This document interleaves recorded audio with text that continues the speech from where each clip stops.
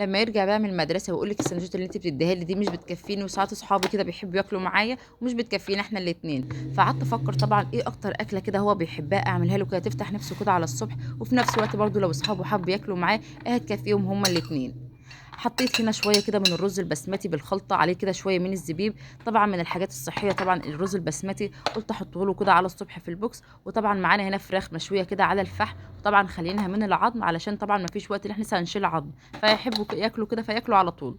فطبعا مش هنكتفي بالفراخ المشويه وبس، فلازم طبعا كده شويه من الطحينه وجنب الفراخ، طبعا دي اساسي طبعا جنب الفراخ المشويه.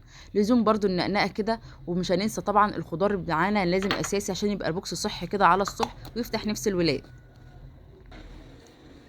هضيف هنا برضو طبعا الخيارية الأساسية بتاعتنا عشان برضو ايه لزوم كده البوكس الصحي بتاعنا بتاع النهاردة. حطينا الخياره بتاعتنا طبعا الاساسيه بتاعتنا دي، طبعا لازم خضار عشان البوكس بتاعنا يبقى صحي. حطينا طبعا هنا ايه قطعه كده من المخلل، اه برضو تفتح نفس الولاد كده على الصبح. ومش هننسى طبعا بعد ما ناكل لازم نحل كده بقطعه من الفاكهه، لازم التفاحيه الاساسيه بتاعتنا دي معانا. وبكده يكون لانش بوكس سهل جدا وبسيط، وطبعا مكوناته موجوده في كل بيت.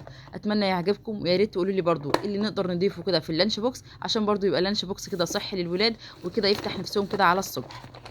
اتمنى ما اكونش نسيت حاجه في اللانش بوكس النهارده، ويا ريت برضو تعرفوني ايه اللي نقدر نضيفه عشان برضو يفتح نفس الولاد كده على الصبح. اشوفكم على خير في فيديو جديد لانش بوكس جديد.